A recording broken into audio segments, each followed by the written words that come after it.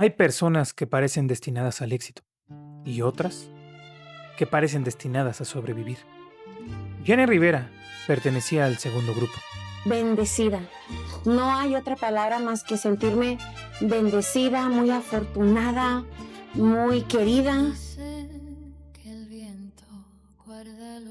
Cuando pensamos en ella, recordamos estadios llenos, millones de discos vendidos y una voz imposible de confundir, y una mujer que parecía invencible. Pero la verdadera historia de Jenny Rivera no comenzó en un escenario, comenzó mucho antes, en una familia de migrantes mexicanos en California, donde aprender a trabajar era más importante que aprender a soñar. Desde pequeña, vio cómo sus padres luchaban por salir adelante. No nació entre lujos, no nació con contactos, no nació siendo la diva de la banda. Ese nombre todavía estaba muy lejos, porque antes de convertirse en un símbolo, tuvo que convertirse en sobreviviente. A los 15 años quedó embarazada. Muchos pensaron que su vida había terminado antes de empezar. Mientras otras jóvenes imaginaban en universidades, ella imaginaba cómo alimentar a sus hijos. Trabajó, vendió propiedades, administró negocios, hizo de todo. Y cuando por fin quiso cantar, la respuesta fue casi siempre la misma: no. Porque el regional mexicano era considerado un mundo de hombres. Las disqueras dudaban, los empresarios dudaban, incluso una parte del público dudaba. ¿Una mujer cantando corridos? ¿Una mujer hablando de desamor con esa fuerza? Para muchos era impensable. Pero Jenny tenía algo más que ningún contrato podía comprar: terquedad. Una terquedad nacida del dolor. Cada rechazo parecía empujarla más, y poco a poco, la mujer que nadie quería contratar comenzó a llenar escenarios. Sin embargo, el éxito nunca logró apagar las tormentas personales. Su vida sentimental estuvo marcada por relaciones profundamente conflictivas. Su primer matrimonio terminó en problemas. El segundo, con el exfutbolista Esteban Loaiza, acabó en una separación muy mediática, apenas semanas antes de su muerte. Ella misma habló públicamente de decepciones, infidelidades y violencia emocional en distintas etapas de su vida.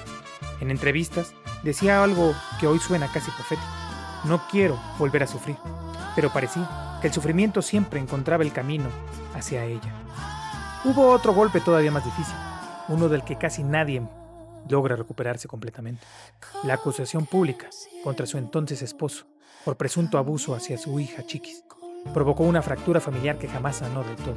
Es importante decir algo: ese episodio estuvo rodeado de versiones contradictorias, declaraciones públicas y profundas diferencias familiares. Nunca existió una resolución judicial que confirmara aquellas acusaciones, pero el daño emocional fue real y quedó expuesto frente a millones de personas. Jenny dejó de hablar como parte de su familia. Las entrevistas cambiaron, su mirada cambió. Muchos seguidores comenzaron a notar una tristeza distinta, como si detrás de la mujer fuerte hubiera alguien completamente agotado. Entonces ocurrió algo extraño. Durante los últimos meses de su vida, varias entrevistas mostraban a Jenny mucho más reflexiva. Hablaba constantemente del tiempo, de Dios, del perdón, incluso de la muerte, no como alguien que quisiera morir, sino como alguien que entendía que la vida podía terminar en cualquier momento. Con los años, comenzaron a circular rumores, que se había tenido presentimientos, que se había despedido de personas cercanas, que se había dicho frases premonitorias. La realidad es más compleja. Muchas de esas historias aparecieron después del accidente y mezclan recuerdos auténticos con interpretaciones nacidas del duelo. No existe evidencia de que Jenny supiera que iba a morir, pero sí existen entrevistas donde reflexiona sobre lo frágil que puede ser la vida. Y después de lo ocurrido, esas palabras adquirieron un significado imposible de ignorar. La madrugada del 9 de diciembre de 2012, después de un concierto en Monterrey, abordó un Learjet 25. Minutos después del despegue, el avión desapareció del radar. Horas más tarde, se confirmó lo que millones se negaban a creer: no había sobrevivientes. México entero quedó paralizado. La noticia cruzó fronteras. Las estaciones de radio cambiaron su programación. La televisión interrumpió transmisiones. Miles de personas lloraban a alguien que jamás habían conocido personalmente, porque Jenny había logrado algo muy raro. No solo era una cantante, representaba a mujeres que habían sufrido, a madres solteras, a personas que empezaban desde abajo. Su historia parecía demostrar que siempre era posible levantarse, y de pronto, todo terminó. Las investigaciones oficiales concluyeron que no existen pruebas suficientes para sostener teorías de conspiración. Se analizaron factores relacionados con el honor, su antigüedad, el mantenimiento, las circunstancias del vuelo, pero nunca se estableció una causa única o indiscutible del accidente. Sin embargo, como ocurre con muchas figuras enormes, nacieron decenas de teorías. Algunas hablaban de sabotaje, otras de amenazas. Incluso existen versiones que aseguran que nunca murió realmente. Pero ninguna de esas hipótesis ha sido demostrada con evidencia verificable. La realidad sigue siendo suficientemente dolorosa. No hace falta inventar misterios cuando los hechos ya son devastadores. Lo verdaderamente inquietante no fue la forma en que murió, fue la forma en que vivió. Cada triunfo parecía costarle una pérdida, cada éxito parecía venir acompañado de una herida. Y aún así, subía al escenario, sonreía, cantaba, abrazaba al público, como si durante 2 horas pudiera olvidar todo aquello que le perseguía. Quizá por eso millones conectaron con ella, porque no vendía perfección, vendía resistencia. 12 años después, sus canciones siguen sonando.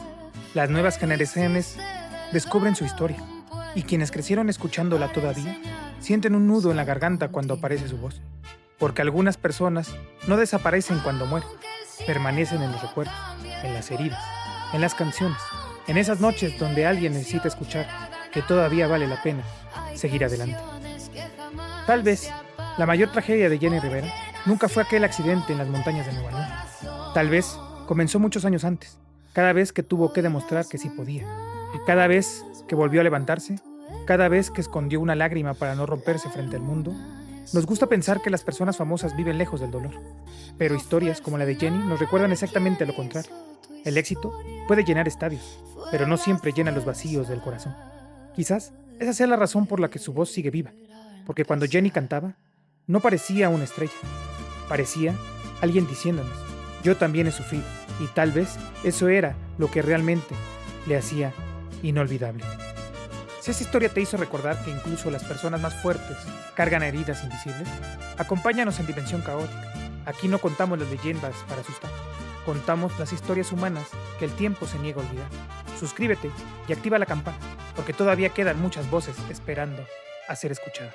Y no olvides suscribirte aquí en tu canal, Dimensión Caótica. Vámonos. Y no olviden escuchar en Sonidos de la Dimensión la música de fondo de este video. Los restos del avión fueron localizados cerca del rancho El Tejocote, en el ejido La Colorada, en el municipio de Iturbide, en Nuevo León.